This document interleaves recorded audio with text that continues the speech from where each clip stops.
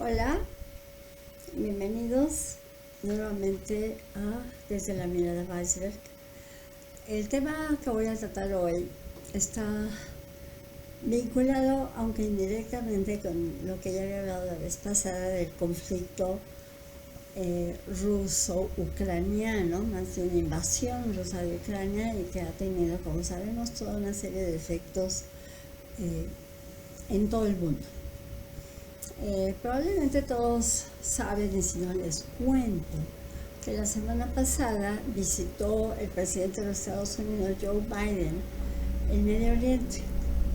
Visitó primero Israel, estuvo con la autoridad palestina y por último estuvo visitando Arabia Saudita, hablando con el hijo del dirigente.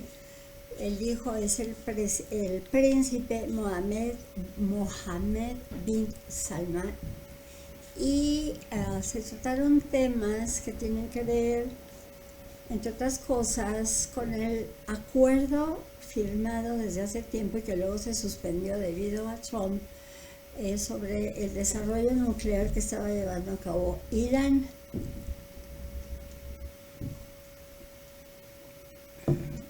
Y al oír y conocer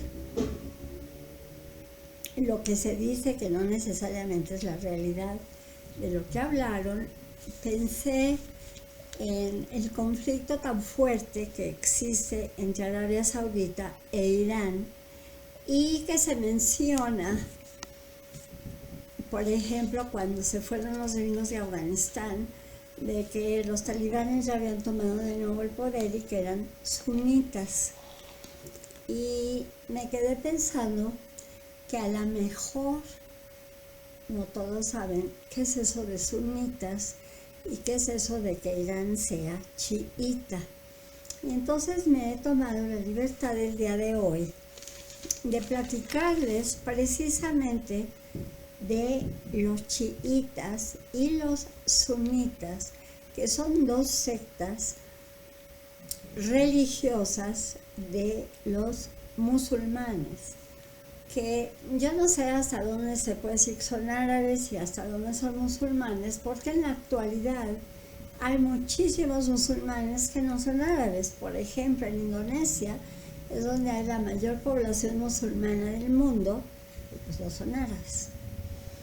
Pero bueno, ahí les va el rollo. El hecho es que cuando se muere Mahoma, que era el profeta que en alguna medida trajo la palabra de Alá a los que empezaron a creer en el Islam en el siglo VII después de Cristo, pues resulta que Mahoma se muere y no deja descendencia masculina.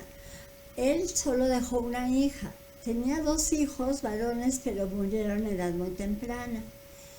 Entonces, no voy a entrar en muchos detalles de cómo se fueron dando las cosas, de que si fulano mató a sutano para quedarse con el poder, etc. Pero lo que sí les voy a contar es que ha habido conflictos precisamente de esos dos grupos ya por 13 siglos y se mantiene hasta la fecha.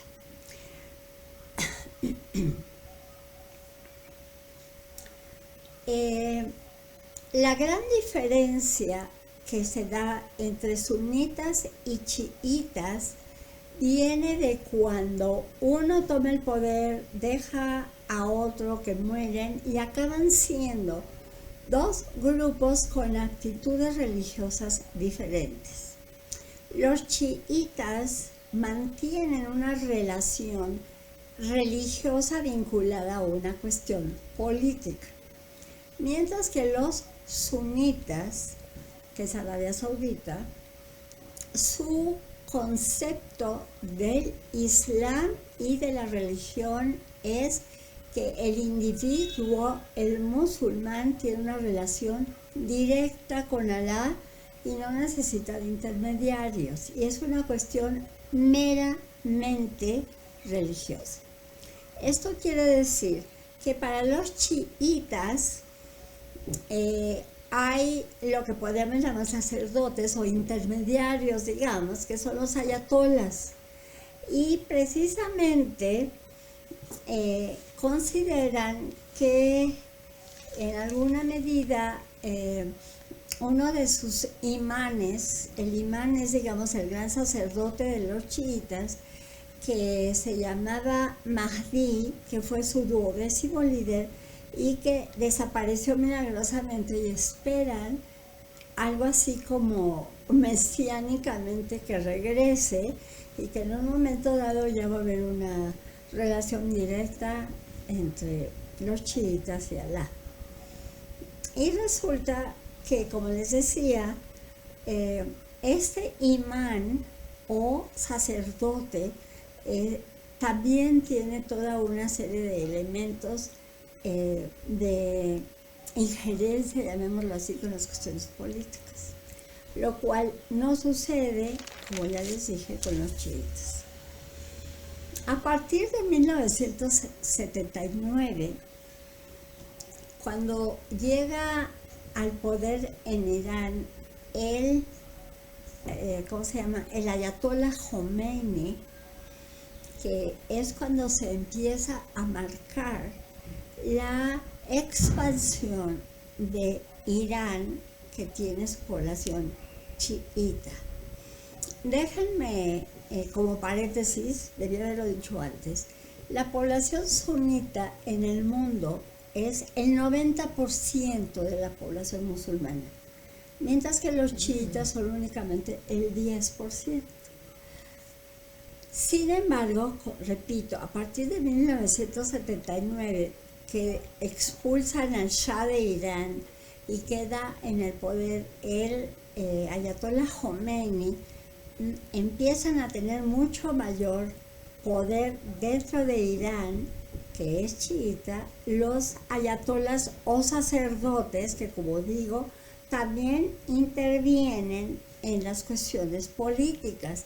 Y entonces Irán, a raíz de esa fecha, se expande, sobre todo, digamos, la revolución teocrática iraní, y se extiende a países como Irán, como Bahrein, como Líbano e incluso como Egipto.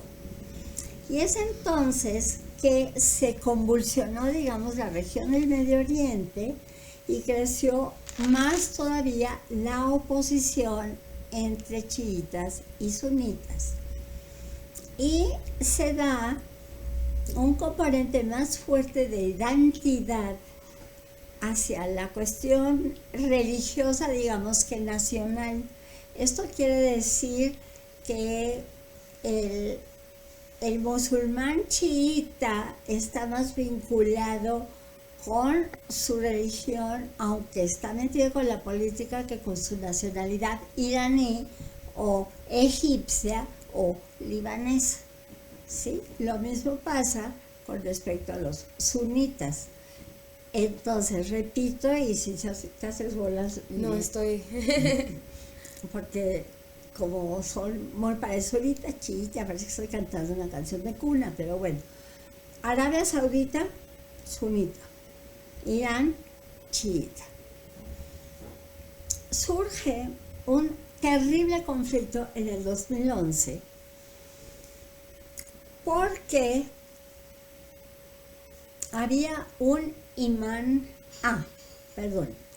En el 2011 sucede un acontecimiento importante de un imán que es sacerdote chiita, porque independientemente de que haya pueblos completamente chiítas, existen pequeñas comunidades chiítas en otros países, incluyendo Arabia Saudita.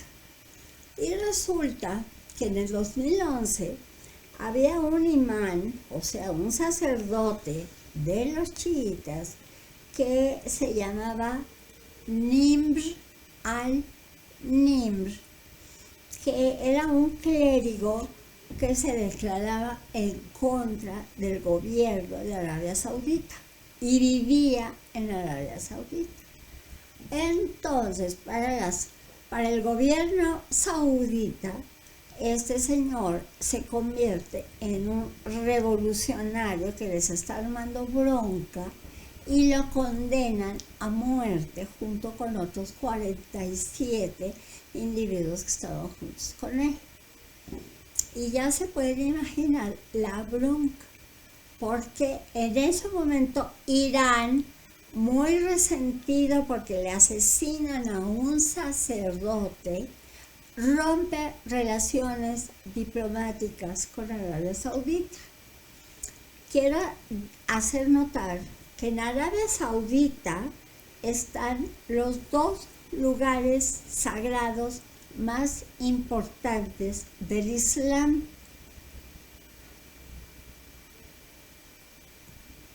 Perdón, el Islam no tiene nada que ver con los chiitas ni con los... Es la religión de los dos. Ah, ok. El Islam y es la religión de los musulmanes. Ok.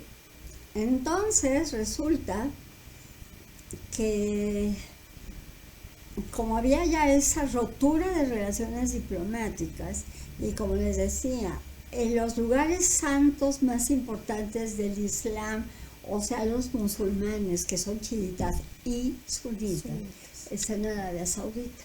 Es la Meca, en primer lugar, y Medina, que es una pequeña ciudad cerca de la Meca. Todo musulmán debe visitar la Meca por lo menos una vez en su vida, sobre todo en un periodo que ellos llaman el Ramadán, que tal vez la próxima vez les platique qué es eso, que tienen que ayunar desde la mañana hasta la noche, y etcétera. Es como purificar el alma, pero tienen que ir a visitar la Meca. Como no había ya relaciones diplomáticas, los chiitas musulmanes iraníes tenían que pedir una visa que no se les estaba dando para ir a la Meca a rezar, como era su obligación como musulmanes. Entonces hubo conflictos tan fuertes que inclusive llegaron a haber matanzas y murieron cerca de 142 musulmanes, sobre todo del lado de Irán. Esto hizo que todavía fuera más grave el antagonismo entre Irán y Arabia Saudita. Y ustedes me van a decir, bueno, y todo este rollo que tiene que ver con lo que yo dije la vez pasada de los efectos de la presencia rusa atacando Ucrania. Ah, pues ahí les va. Irán, desde poco después de que subió Khomeini, el ayatollah, Estados Unidos apoyaba regularmente a Irán al grado de que llegó un momento de que se firmó un acuerdo apoyado por los Estados Unidos con respecto a la producción de desarrollo nuclear que estaba llevando a cabo Irán para lograr tener una bomba atómica. Y por otro lado, entonces tenía Irán, por un lado el apoyo de Estados Unidos y por el otro lado Irán también tenía toda una serie de relaciones, por ejemplo, con el presidente de Siria, Assad, que también es chiita. Y en todo este tinglado de que por aquí está Irán medio apoyado por Estados Unidos y por aquí está Arabia Saudita con muchísimo dinero porque es el país que más pozos petroleros tenía, resulta que también aparece por ahí Turquía, de la que hablamos la vez pasada. Porque Turquía, que tiene ahora un gobierno de tendencia islamista, quiere decir de la religión musulmana, que es el Islam, dirigidos por Erdogan, que desde hace varios años hizo todo lo que pudo y logró cambiar su constitución para quedarse, digamos, ad eternum como dirigente de Turquía, y sabemos que Turquía tiene un poderío militar importantísimo, porque además pertenece a la OTAN y eso le da acceso al armamento más adelantado y se convierte en alguna medida como un líder en esa zona, en donde está por aquí Irán, está por aquí Arabia Saudita y aquí está Turquía, que hace frontera con Siria, cuyo presidente apoya Irán. ¿Vamos bien? No estás hecho bueno. Entonces, sí, porque luego, bueno. Entonces resulta que... Oye, Miriam, que este tipo de temas, no sé las personas que nos alcancen a ver en casa, pero es de esos temas que tenemos que ver una y otra vez, o no me dejarán mentir, a mí me pasa que cuando Miriam nos habla de cuestiones internacionales, a veces hasta tengo que regresar, te escucho, Miriam, y de repente pauso y regreso un poco a volver a escuchar lo que sucede, porque son temas que pues creo que complejos de entender y que no sé, dependiendo del país en el que se encuentren, pero geográficamente al menos yo estoy, pero sí pasando de noche. Entonces el simple hecho de imaginar este globo terrestre y imaginar el territorio tanto de Irán y imaginar tan siquiera en dónde está resulta complejo. Bueno, ¿dónde están? En el Medio Oriente. Aquí está el Medio Oriente. Acá está Turquía, aquí está Rusia, aquí está Ucrania. Más para acá. Hijo, es que no, siempre se me olvida traerme el libro donde está el mapa para que tengan una idea más clara. Lo que sí, la próxima, cuando hable, porque voy a hablar de China, la próxima sí voy a tener un mapa aquí para que vean. Pero lo importante es esto, que ustedes tengan en mente que en el Medio Oriente no únicamente hay un gran problema con respecto a los palestinos, no. Hay un problema seriosísimo de antagonismo que dicen que es religioso, pero miren, es de hegemonía.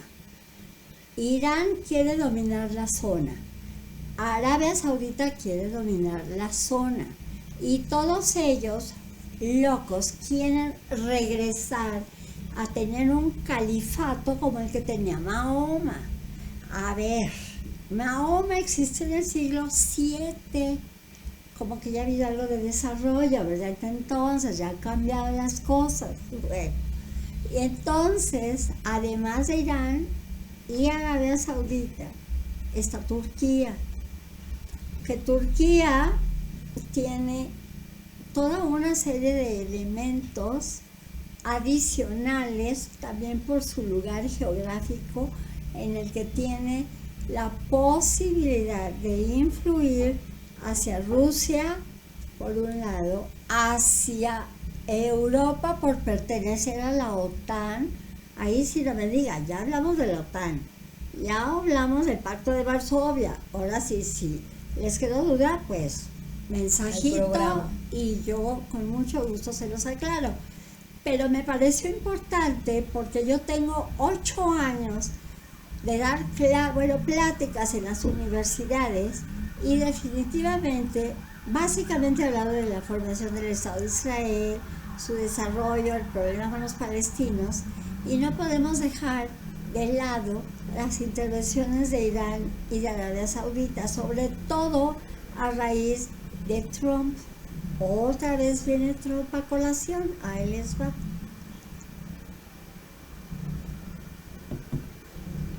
Erika me preguntó por qué Biden vino a Arabia Saudita.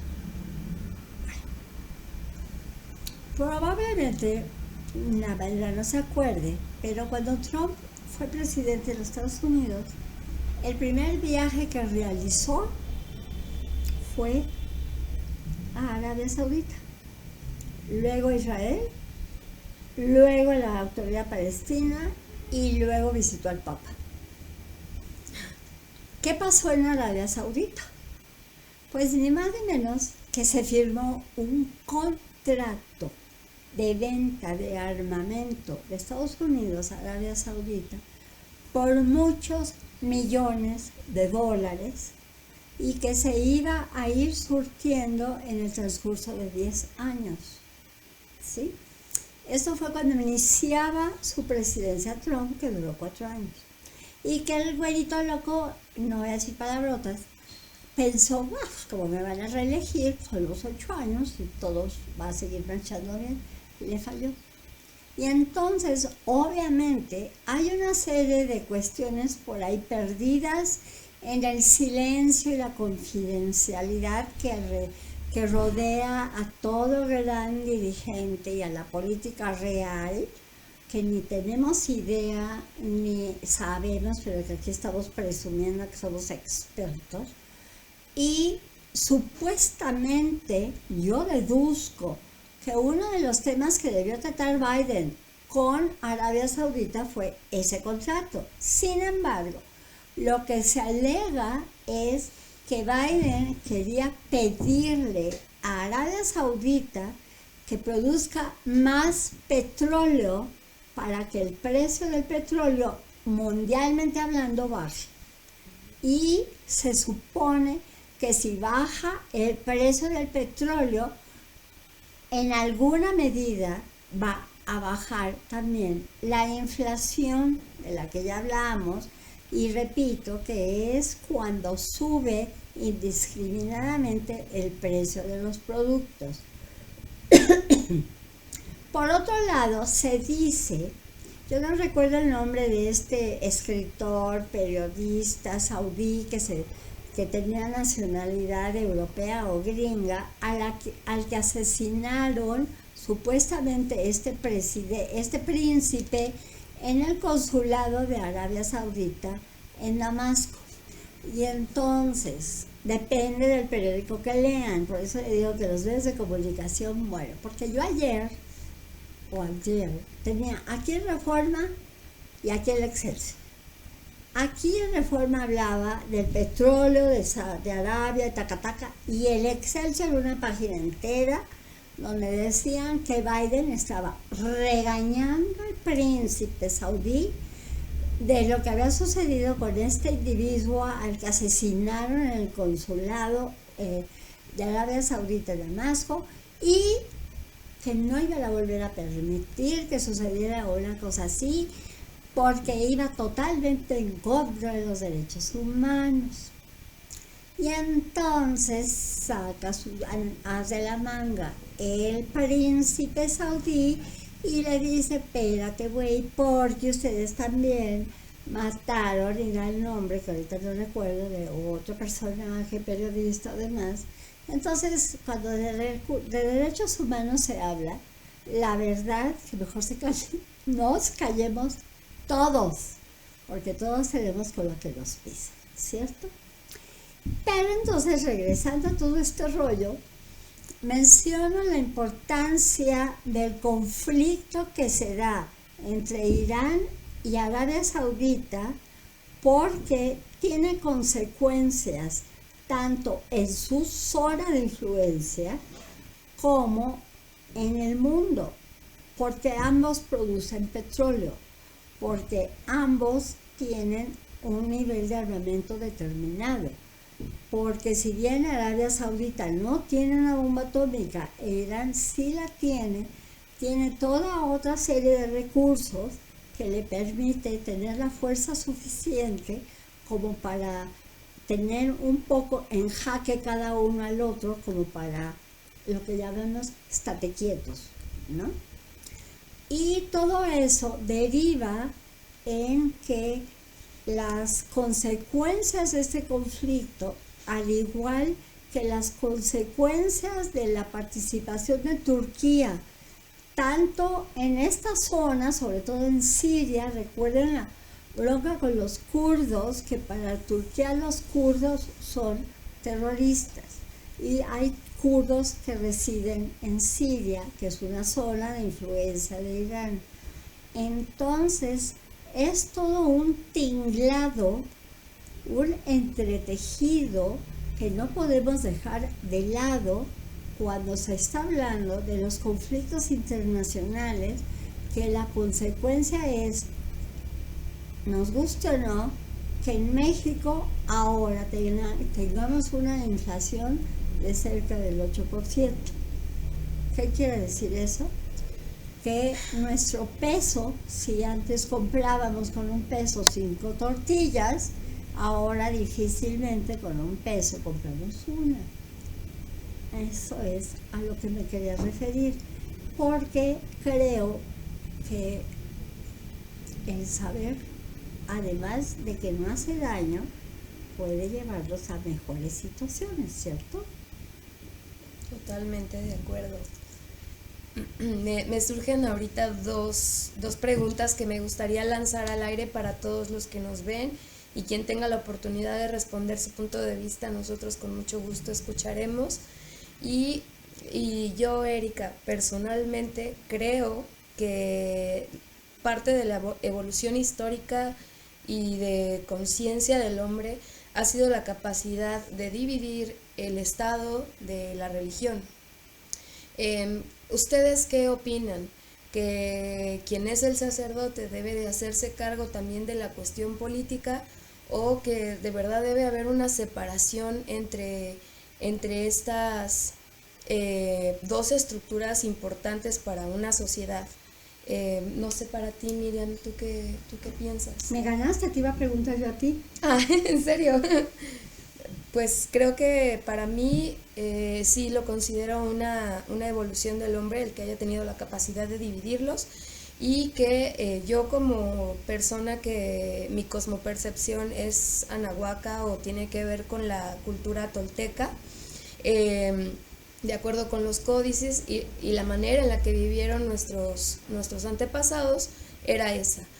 Una cuestión es la cuestión política, que es a lo que ellos le llamaban los tlactuanis, y el tlactuani tenía su consejo de hombres y consejo de mujeres, y aparte, muy aparte, existía el tlamatilime, o bien también los sacerdotes que se encargaban únicamente de la cuenta del tiempo, de la decisión, vamos a decirlo así, astrológica, de los principios por los que nos debemos regir. Así que sí, yo personalmente considero que sí debe haber división. ¿Y cómo trasladas todo ese pensamiento de Anahuaca al presente del 2022? Pues tendría que hablar desde el punto de vista del que también me rige la libertad, igualdad y la fraternidad, empezando por ahí, ¿no? Y que en México se logra una sociedad libre, laica y soberana, o la división del Estado y de la religión a partir de los sentimientos de la nación, si no me equivoco, de Iturbide, y que justo se buscaba de Juárez. Bueno, sentimientos de la nación es de Iturbide, ¿no? Agustín de Iturbide. El que ¿Lo logró? El que logró una nación laica fue Juárez, que ya se lo pasaron por el arco del triunfo, pero bueno. y justo, ¿no? O sea, yo sí considero que esa es de las mejores decisiones, porque pues lo que hacía la religión dentro de la política era administrar, y eso entre comillas, más bien acaparar la riqueza del pueblo y de las sociedades. Entonces, y bueno, la manera en la que vivían no creo que fuera la más armoniosa o justa. Entonces, creo que esa es mi percepción, y llevándolo a hoy en día, pues también dudo demasiado que realmente sea de esta manera, sino porque el Vaticano tiene tanto dinero guardado o tanta riqueza en construcciones, en su manera de resolver, que si queman una construcción sea más importante reconstruirla que darle de comer a la gente, por ejemplo. No me copies.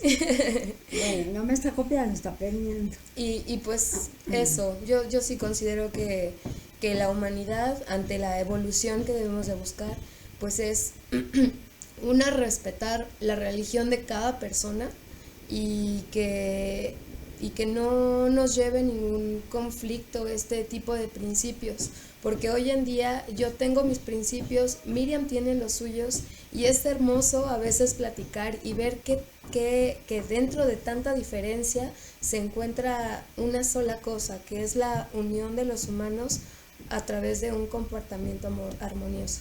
Justo de ahí viene la palabra ciudadano. Es aquel individuo que cuenta con un conjunto de principios que lo hacen vivir de manera cordial entre sus semejantes.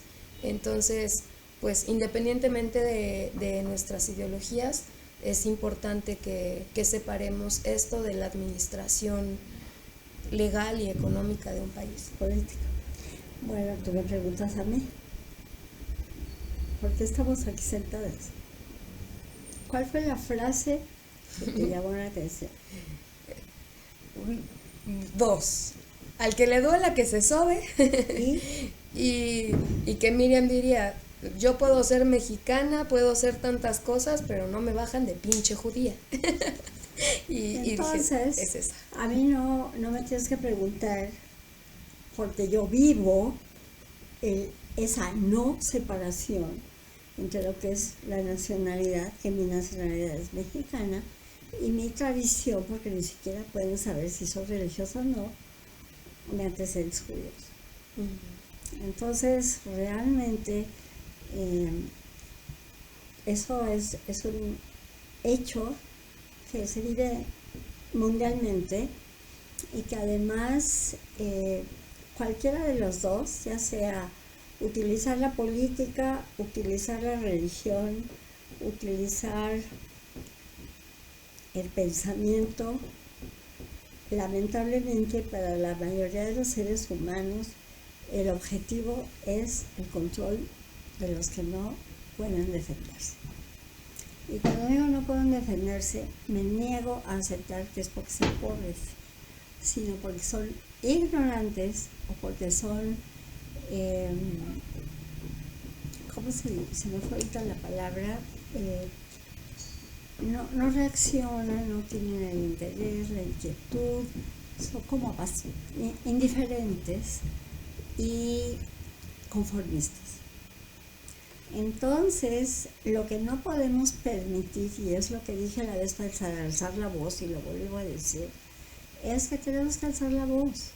Y cuando yo digo alzar la voz, no es que me paren en el balcón a gritar a los camiones que pasan de que hay injusticias. No, hay que buscar los medios adecuados para que esa voz sea escuchada, como sería la intención que tenemos con esta desde la mera del iceberg. Si lo logramos o no es otra cosa, pero la intención es esa. La intención es el respeto. Cuando se logre, insisto, aunque un ser humano y otro se respete, no porque traigo la bolsa Gucci Pucci Muchi o un morral que es precioso, bordado por las indígenas, entonces otro gallo nos va a cantar.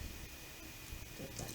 Y repito, a lo mejor les resultó así medio confuso de los chiitas y los sunitas, porque además parece que estamos hablando en diminutivo, ¿no? Porque es chiita, porque es chiquita, no.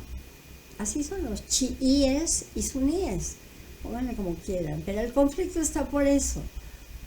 El pretexto es religioso, la realidad es el deseo de poder y ese no hay manera de moverlos. Y creo, para concluir, que todo esto que se está dando, en alguna medida nos está mostrando que se empieza a dar movimientos internacionales probablemente conducentes a que haya un nuevo orden económico internacional cuya consecuencia o motivo sea un nuevo orden de poder, de potencias diferente al que se ha venido dando desde 1945 cuando terminó la Segunda Guerra Mundial, cuya consecuencia fue dos poderes que estuvieron en conflicto muchos años,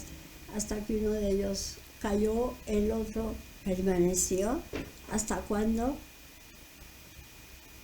va a permanecer esta hegemonía?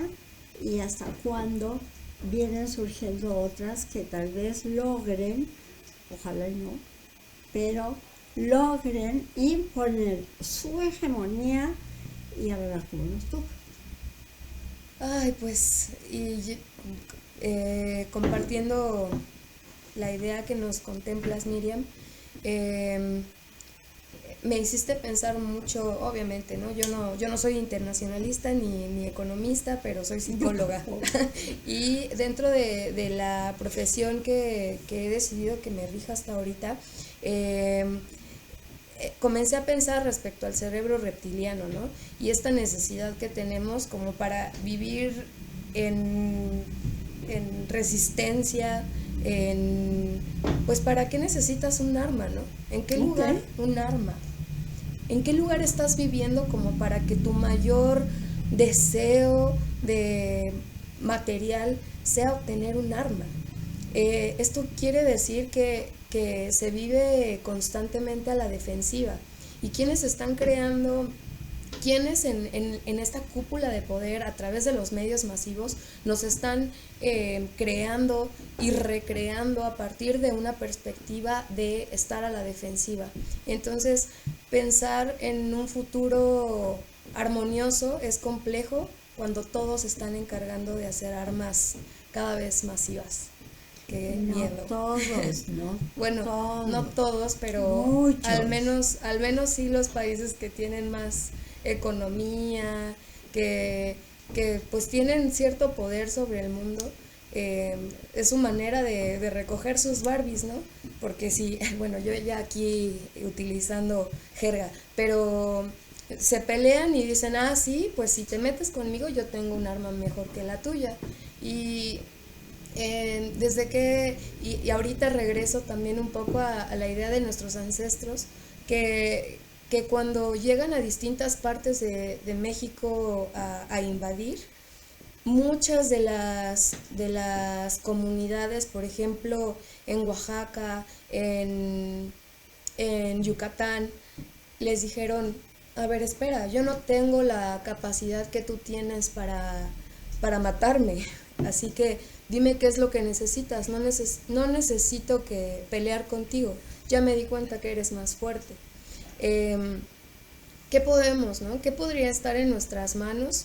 Y como dice Miriam, nosotros no sabemos si esto vaya a lograr un cambio, ¿no? Ojalá que la palabra que estamos compartiendo Miriam y yo lograra modificar algo tan enorme como es la guerra que está sucediendo en el mundo. Pero yo creo fielmente en mi corazón que el hecho de que yo esté aprendiendo a través de Miriam a través de mí y ustedes escuchando este programa, que tengan la capacidad de compartir un poco de lo que se les haya quedado de estos programas que hacemos con mucho cariño, ahí ya estamos logrando algo. Vamos de gane. Sí. No sé si... Nada más un comentario.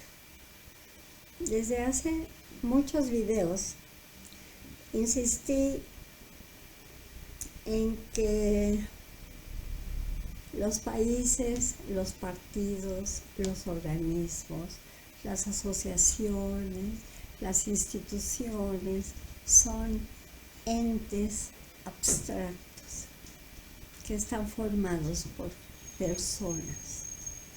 Esas personas son las que tienen el deseo y el poder, algunas de ellas en sus manos, para darlos en la madre a los demás.